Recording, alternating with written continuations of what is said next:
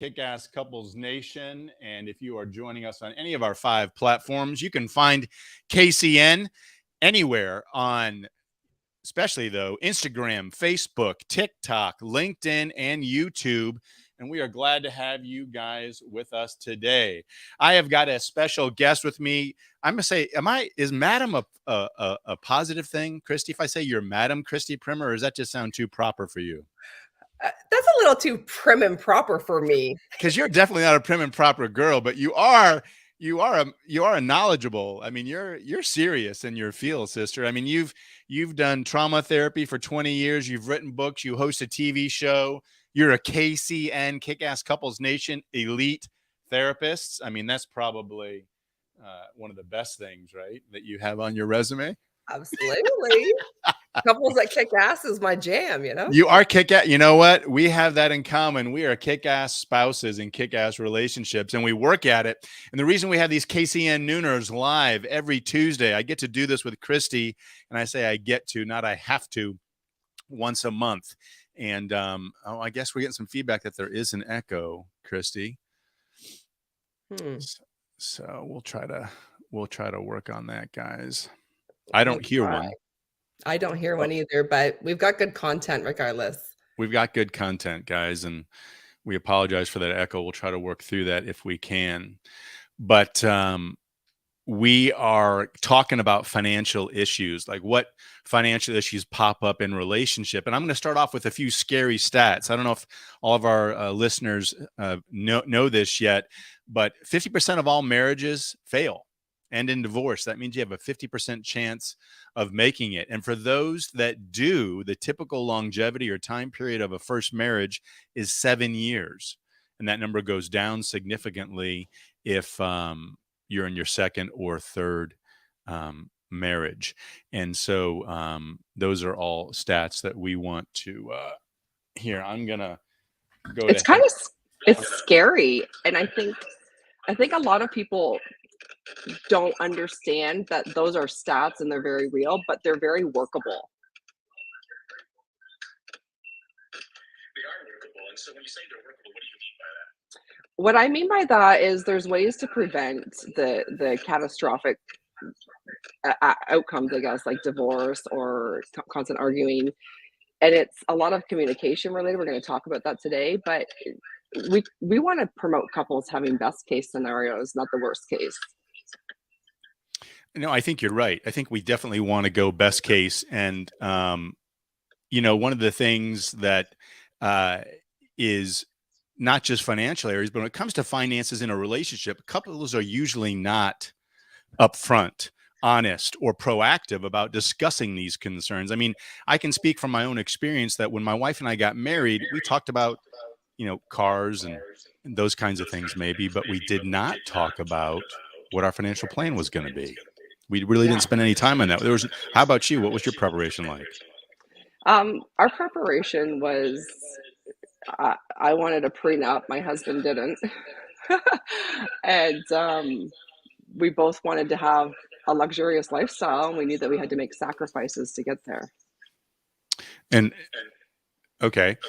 So you made sacrifices. I think we all make sacrifices in the beginning. And what kind of conversations, Christy, do you think should happen before people jump into marriage?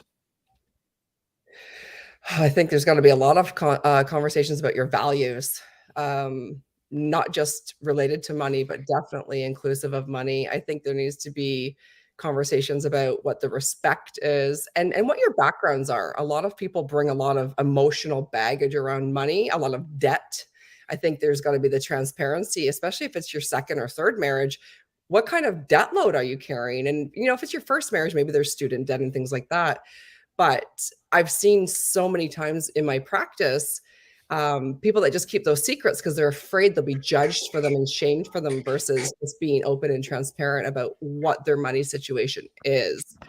So definitely communicating. And what are your goals? Like, what are your financial goals? Do you want a big house, a small house? Do you want a couple kids? I'm working on some technical issues here. I'll be right back. I'm just taking it away, Matthew. What kind of lifestyle do you want to have? For me, I always knew I wanted one child. I wanted a fancy sports car. I wanted to live a luxe life. And so I knew that and I wanted to have a career, and I knew that I needed to be with someone that was compatible All right, with. Are you hear me okay? Yes. All right, we're back. And I've got some sound issues. I apologize, folks. We'll figure it out. It says your echo is gone now. I All right, don't let's know. jump back into that.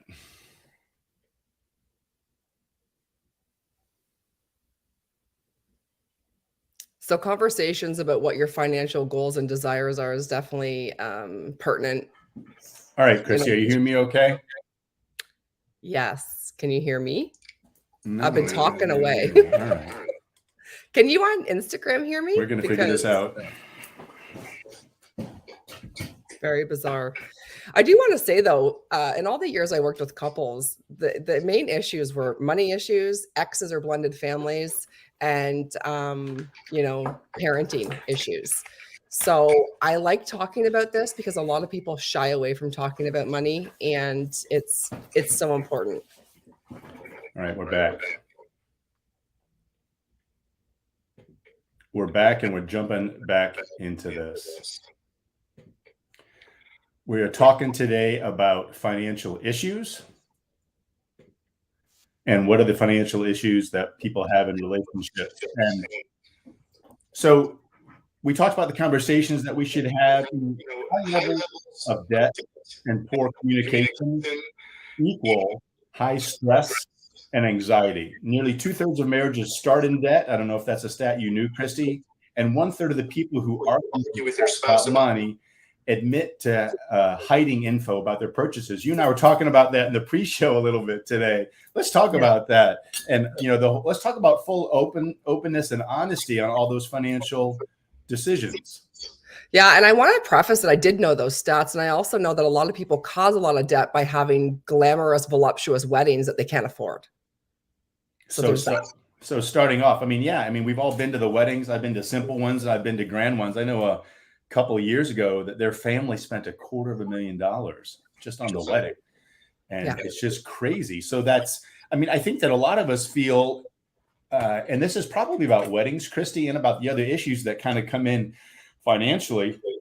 We think we're supposed to do something, so we do it. We think we're supposed to have those grand weddings and the big effects. We think we're supposed to spend a lot of money. We think we're supposed to drive and be judged by the car and the house, right? And I think that it's really about challenging some of those norms and seeing what kind of structure you can establish in your relationship from the get-go. And if you haven't done it yet and you're in the relationship, what are some of the things that we need to do? The first thing I think is communicating your attitude and approach to handling money.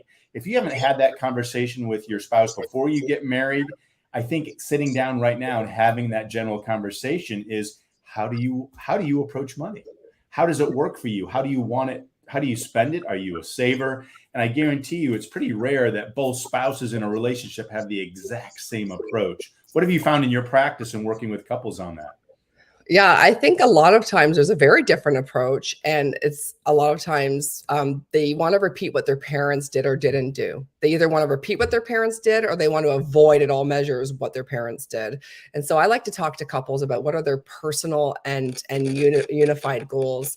I've seen things like women over shopping and hiding price tags and lying about what they spend. I've seen men, buying bingo tickets and lottery tickets every day, wasting money and not telling their spouse. And I think the stream of that behavior has always come from what they thought they should be doing, or the fear of being in trouble for overspending or whatever it might be. And so a lot of it's unhealed issues, unhealed wounds that they're just repeating. And so when you can actually have transparent conversation and talk about it from an adult perspective, it can change the whole dynamic of your relationship. Yeah, it's huge. And it's if you think about honesty, right? That's one of our trust and honesty is one of our pillars at KCN, our 14 relationship. You got to have that through all areas of your life. It's not like the financial side is exempt from the trust, the honesty, the communication, the security. Finances and security are a huge issue. And I think what I hear you saying, Christy, is we've got to be willing to get agreement on how we're going to approach financial matters in our relationship. as a couple and aligning our priorities, right? Some of us have different financial priorities. One spouse might be going, you know what? We're going to get debt free no matter what. I don't care if we have to eat ramen and baked potatoes for the rest of the month. It's going to happen. The other spouse might be going, whoa, wait a minute. I need to have some roast chicken and some fried shrimp every now and then. And I'm not willing to live that kind of life. So it's really getting agreement and aligning the financial priorities as a place to start, I think. Yeah, I love that you said that, because I'm definitely the woman that's not going to sacrifice the fine dining on my way to having the life that I want and the financial stability. And it worked for me, because what I did do was I sat with my husband and I talked about what are the priorities in a day, like financially. And we realized our behavior wasn't aligned. So like going to Starbucks every morning, dropping $6-7. Well, for what? We have a beautiful coffee maker espresso machine at home. We can make our own coffee, and save that for something that is when we're out.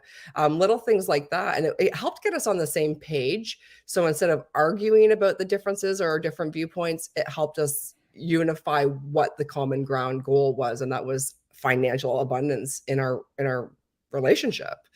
And just looking at what's your daily behavior around money. Mm-hmm. Yeah, we have a question come in that says, I'm going to read this from our Instagram. It says, what should you do when you want to create and follow a budget and your partner doesn't want to? That's a great question. I'm going to hit that right away with find a common ground and a starting point. A lot of times when people hear the word budget, they feel like they're going to be penalized or minimized or controlled. And it goes into your pillar of communication. Like, let's unpack what is the budget and what does it look like for you in the season of your relationship. I think it's in a conversation you have to approach without an ultimatum. A lot of times couples are like, we have to do this, and then they start throwing around the divorce word, or they start throwing around all kinds of extreme measures. And it's like approaching it from, how is this budget, or I call it money map. I call it a money map. Sure. Just different language. Yeah. Where's the money going? Yeah. How's it going to benefit us? And where's our expenses, and where is it coming in from? And where are we going to refill the well, I agree. And I think one of the important things that you talked about, you said ultimatums, and, something I think about is that it's got to be a joint process, that money map, where we can see where the money's going and we're agreeing on it. And it has to be that we're agreeing to spend this much. And there's also some give and take, right? And doing that. And I think that, the budget question, it's wisdom. I mean, it's not having a budget in your relationship is like going on a trip without a destination. You would never leave your home with the kids and all the dogs, maybe, and all your stuff loaded up and going, all right, we're going on vacation. Where are we going to go? Or we want to go there. How do we get there? Don't know. Let's just drive. Right. I mean, and it's really the same analogy. And I think that if people are willing to look at a budget, it's making sure that your money is working for you the way you want it to.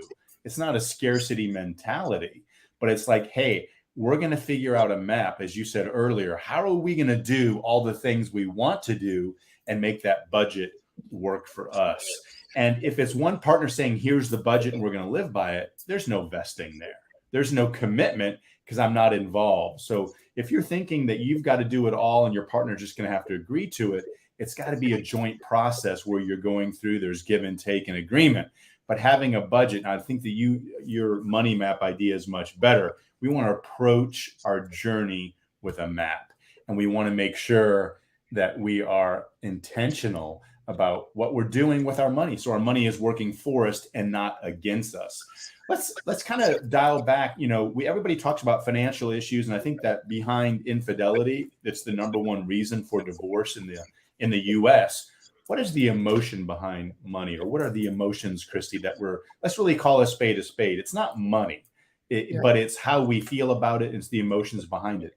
What are some of those highly charged emotions that you've seen in the couples that you've worked with or you've coached in your practice? Yeah, I've seen a lot of anger. So I've seen it from both sides. I've seen it from the primary breadwinner feeling angry that someone's overspending or spending without transparency. I've seen it from the other side of the coin where someone feels controlled, that they have to ask for money. They feel like they have to get an allowance, like they're being parented by their partner.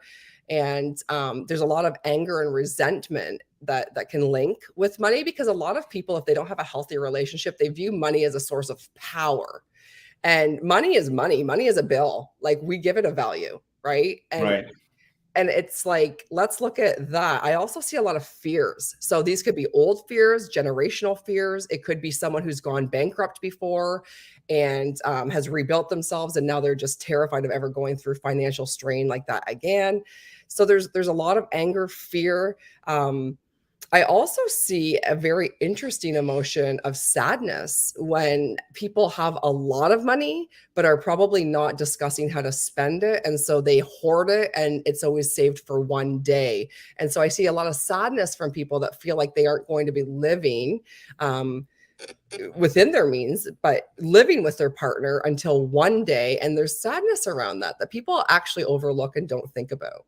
I think you're right. I mean, people think I'll be happy when fill in the blank, get the new car, get the bigger house, have the swimming pool, have the clothing line that I want to wear, whatever, go on the kind of vacations we want to do, right? And those things are additive, but I think the older I get and the more experience I've had, there's so much less value in stuff as there are in memories and experiences. And money can certainly help you create some of those experiences that you have, but I think you're totally right. And two things I want to throw out.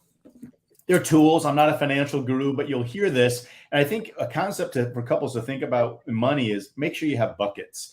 And I love the idea, even with my young son, if he makes money by babysitting and dog sitting, right? I say, all right, 60% you can spend, 20% you're going to save, and 20% we're giving away. And I think for parents, modeling that for their kids, but also in themselves. So when you think of windfall, or, hey, we made a lot of money off that sale, or I got my bonus, I think to have a good feeling about finances and money is to think about not just what's going to do for you, what you can do later with it, but then how can you bless somebody else with your blessing? And that definitely, I think, feels that kind of that biblical principle of reaping what you sow. And I think that money can do that for you. And the other thing, a simple rule to have with your spouse, so that you're not micromanaging each other, saying, what level of spending can we make without getting input? In other words, hey, if I'm going to spend more, and my wife and I say, if you're going to spend more than $500, we got to talk about it, because that's a significant piece of money. And we want to make sure that we're on the same page about that. And that's just an easy financial thing. Another thing, we just went through the budgeting process, and my wife said, you know what? I don't want you to be the keeper, even though we have a joint account, right? She said, every month I'd like just to have some money that's my discretion. If I want to do a shower gift for somebody, if I want to do something for you, if there's something I want to do in the house. So we have a line item in our budget. We each have discretionary spending, and it's a certain amount of money that we know is there every month. And we can do that on whatever we want. And within reason, as long as we kind of obey that rule of the $500 thing, right? So those are just some tips and tricks and things that you can do to give you the freedom. So, a budget and being responsible financial steward should not feel like you're being strangled or shut out. It should be really freeing and liberating. Absolutely. And my husband and I, we have the same kind of thing. If it's over $500, we at least text about it or talk about it. And that's just a respect thing. It's not a permission thing. And I think people need to reframe how they view the conversations they're having around money, because there's something really powerful and intimate about coming together for the common goal of the betterment of your life and your lifestyle. So there's that, right?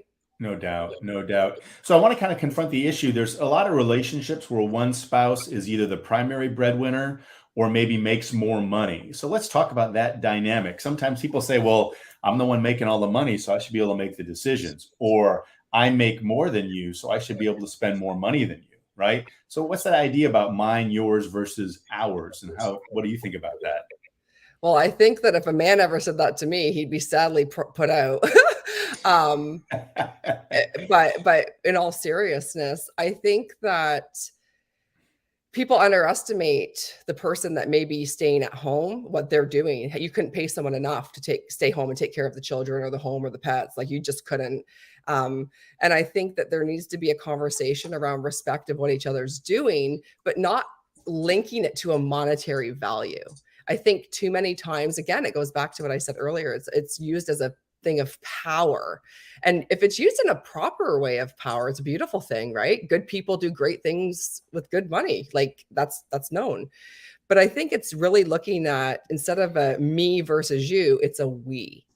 So let's change the narrative around who the primary breadwinner is, because a lot of women, are rising up and are the breadwinners, quote unquote. And I couldn't imagine a man, how they would feel if we were like, listen, sit down, buckaroo, because it's my money and I'm gonna call the shots. Right. So a lot of empathy too. Yeah, I think a great concept that kind of weaves all the way through. We talk about this a lot in marriage, about win-lose. Like win-lose thinking means I am right, you are wrong. I win, you lose. And, before you get married, it's I and you. But once you get married, it's us. And I think in financial issues, it's ours.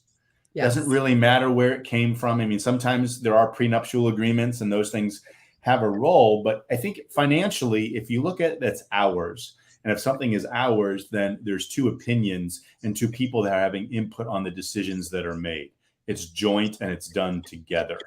And I think that kind of alleviates a lot of that competition, or I'm making more or you're making less, and I mean, in my family, we decided in raising kids that one of us needed to be home. And it was part of my wife's dream. Is she said, I have been living for this and I want to do it. I said, well, you can work and I'll stay home. And she said, like, heck, you can. So that was our agreement. And so I, for a while, was the primary breadwinner, but she had a full-time job. Just because she didn't receive compensation for it didn't mean she wasn't working and adding. And I will say it upfront and honest right now, staying home with the children is the harder of the two, because when you get to leave, doesn't mean that you're not working hard, but you are not dealing with the never-ending stresses of a child and or children and doing that. So I think, we made the decision that there was one person primarily bringing the money home, but it was still our money and we still had to decide what we were going to do with it. Yeah, absolutely. So I want to add to that just quickly, Matthew. Sure. The person that is outside of the home working, or even if both people are, the person who is generating the higher income, depending on what season they're in, feels a lot of pressure though. So there's lots of conversations that have to be had around how people are spending the money, because I can see and empathize why a lot of people have said to me in a session, I feel like I'm working 50 hours a week and like it's just being poured out and spent as soon as I'm making it. Like it's taxing, so there's got to be that side of a conversation as well. No, I agree with you. And kind of an interesting story. My daughter is out of grad school and working in her first job. And so I got her the Dave Ramsey book on financial freedom and independence, Money Matters. And I got to reread it and I hadn't read it in a while. And I learned so much in trying to help my daughter do that. And it really kind of came back to me and had a lot of great conversations between my wife and I. And so some of those conversations, I want to kind of step back into our platform again. At Kick-Ass Couples Nation, we have 14 pillars. And some of the 3 that are most important are commitment, communication, and conflict resolution. So let's look through the lens of commitment. If we are demonstrating strong commitment in our relationship, Christy, how does that translate to financial issues? What should we be committed to doing or not doing in our relationship relative to financial issues? Yeah, I definitely would say commit to the long game, right? There might be some temporary sacrifices or short-term plans around your budget, your money map, and think about the long game and stay committed to that for the success of your whole relationship and your lifestyle. Yeah, and I agree with that. And I would say on financial issues, find out what your partner's hot buttons are or what's important to them financially, and then commit to help make that a reality for them. And then you can turn around and ask the same for them to you. And it's going to be something like this. This is what the phrase would start like. For me to feel financially secure, I need. And you tell your partner, and then you can have them say the same thing. So it's not the condemnation finger of you gotta, you will, you must, but it's saying, hey, for me to feel financially secure in our relationship and for you to feel committed, I need. And I think that's a great way to approach the idea of commitment around financial issues. And what about communication? What kind of communication should take place in addressing financial issues in a relationship that's healthy communication? Always honesty. And even if like even if you've spent money that you feel like maybe you shouldn't have, or you spent more than what you had agreed to, always be honest. Be honest also about your fears. I think there's a lot to be Mm, said for being vulnerable and being like, listen, I'm really scared that this is going to happen, or I'm worried that this could happen if we don't get a hold of this, or whatever. So having honest conversations and is vital to your financial health. I agree, because when you're honest, you are creating intimacy, right? So people talk about a desire for being more intimate, and that means financially too. Because if it's, hey, if this happens, I'm afraid that, or if we do this, if we give that money away, or if we spend so much of our money on this house or this car, I'm afraid that. Those are all things that are going to be open and make you more vulnerable to your spouse, and that will build a stronger relationship when you have that. What about conflict resolution? What if we get into it and we're at loggerheads on that financial issue? I say black, you say white. How do we break through conflict relative to financial issues? What are some of the key things to remember there?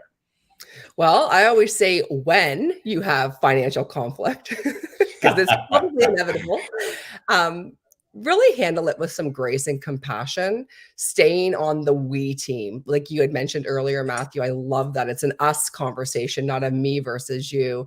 Having honesty again, but dealing with the conflict. One of the things I've seen so often in my practice is couples wait until they're literally hanging by a thread. They're in so much financial stress. They're trying to look like they have money, but they're going broker and broker every day. Kids are feeling it. Like things are just really not in a good place. And I always think to myself, what could be different if you had that difficult conversation a year ago, a month ago, a week ago? So dealing with things as they arise and addressing, again, with your vulnerable emotion and addressing the issues as they are arising, not waiting.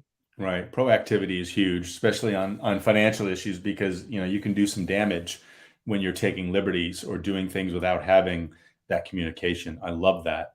And I want to kind of give a shout out to Kick-Ass Couples Nation. We do these live every Tuesday. Christy, as I said, is one of our elite therapists. If you need help from her or you want to work with her, you can check out our website, MatthewPHoffman.com. Find my contact information, her contact information. We are proud that we have kicked off a new coaching program, Kick-Ass Couples Coaching. If you want to be a place that you are not in your relationship, if you don't feel like you're humming on all 8 cylinders and you are living in your relationship nirvana, I would love to have a free call with you. So please go to MatthewPHoffman.com, click on the coaching tab, or hit our blog page, and I would love to schedule a call and hear about the dreams you have and see if there's a way that I can help you. Christy can help you reach those dreams. So hope you'll visit us and check us out there. We are here every single Tuesday. If you're a member of Kick-Ass Couples Nation, we have webinars, and you get to talk to cool people like Christy and more of our therapists about these 14 pillars and what you can do, tactics to make the rubber hit the road and apply those in your own relationships. And anybody that's joining us or out there right now, if you have any questions about dealing with financial issues in your relationship or want to know how to do it, throw it in the chat. We'd love to respond to that now. Any questions you may have. And if you don't want to do it right now, but would like to do it privately, you can send that to info@kickasscouplesnation.com, and we will be sure to give an answer back to you. So, Christy, in summary, what kind of nugget or things can we leave with our listeners today about financial issues in their relationship? I want to really be able to inspire couples that you can overcome a difficult season. If you're in a tough season right now and your finances are just not in the place that you want them to be or they need to be, you can get support, and you can, Kick-Ass Couples Nation has an incredible team. Matthew, you yourself is amazing, but there's lots of resources out there that you don't have to go through it alone, but please make it a priority to go through it. Yeah, the only way, instead of going around, go through. We're here to help you. People like Christy and I am here. We thank you for joining us today for this KCN Nooner. We will be throwing chats out on our Instagram and Facebook. We'll be back here next Tuesday diving into relationships, but we want everybody to remember that happily ever after does not just happen. It is on purpose. We'll see you next time, guys. Thanks a lot. Bye.